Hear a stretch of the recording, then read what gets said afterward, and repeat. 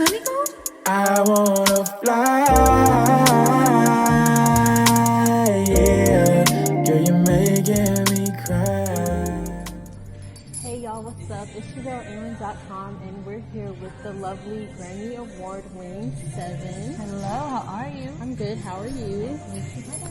It's graduation weekend here at FAM, and we're here to celebrate the grads.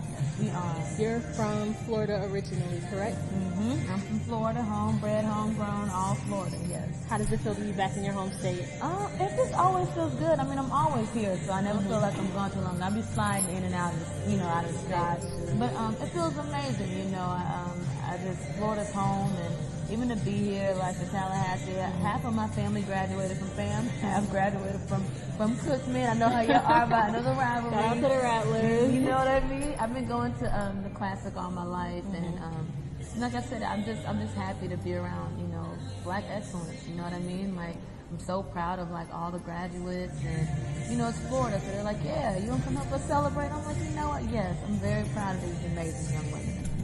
Amen. Before you started singing, was that always a dream of yours, or did you want to go to school for anything specifically? You know what?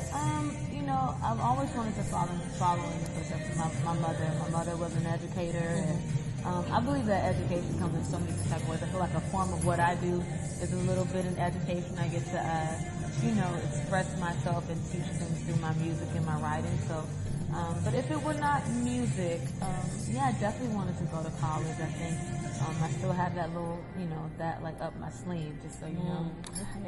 But yeah, I definitely would have loved to go to college, and I just love HBCUs. I've been around the energy of HBCUs all my life, so it feels good to be here. Gotcha. How would you typically describe the music you make?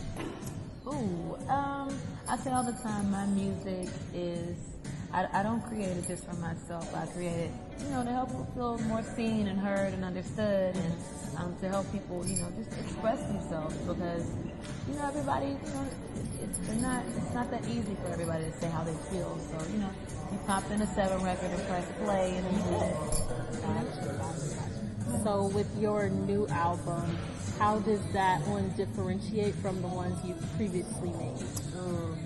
Drunken Words, I think it was the first time that Drunken Words, Sober Thoughtz was the first time that I really truly just allowed myself to create whatever I felt every single day.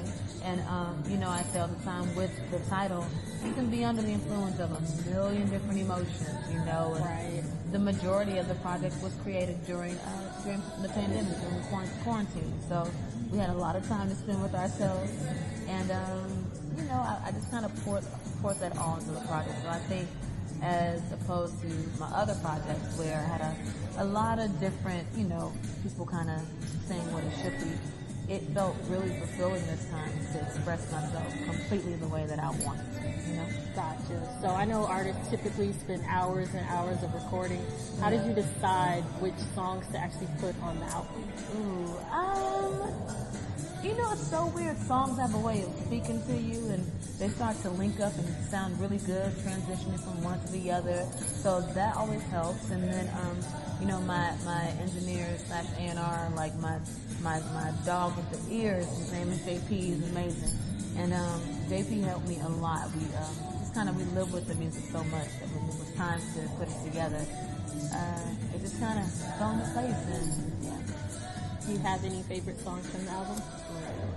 Favorite songs from Drunken Words, Sober Thoughtz. I have a couple.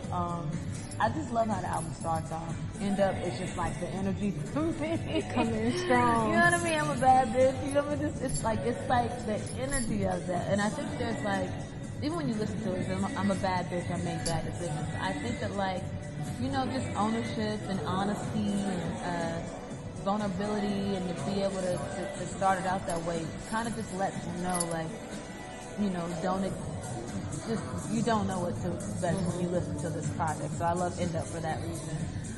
Taboo is another one of my babies that I love. That's my favorite. Thank you. Love Taboo because I love flipping the sample that we flipped, and that was really cool. And it sits in like my little pocket that I like to sing in a lot. It's like street but sweet and cool and vibey. So I love that. And then I mean, I love so much. I love What Dreams for Jeremiah. I love Nasty Girl Via. I love Fills with Lucky Days. I love so much. I just, it's my baby. Okay, my last question. I know you just dropped this album, Drunken Words, Sober Thoughtz, in February. Yes. Do you have any new projects that you're working on later towards the year? Oh, honey, yes, I do. I'm so excited. I'm already into the next project. Drunken Wordz, Sober Thoughtz was my baby that I took my time with, because it was almost like a reintroduction to my fans. We hadn't been able to connect, through a project in a minute. So, yes, now that was like, hey, we back, y'all, we back keying again. It was definitely, I'm enjoying stepping into a new space, a new project, and y'all be getting new music actually way sooner than what you think. So I'm very excited about that. I'm shooting something special for that. So, yeah, new music, new vibes. That's amazing to hear. I appreciate you for taking the time out of your day. Thank you. Thank you. Once again, it's graduation weekend. Shout out to all the grads. Go Rattlers. Come on. Congratulations, guys. Yeah.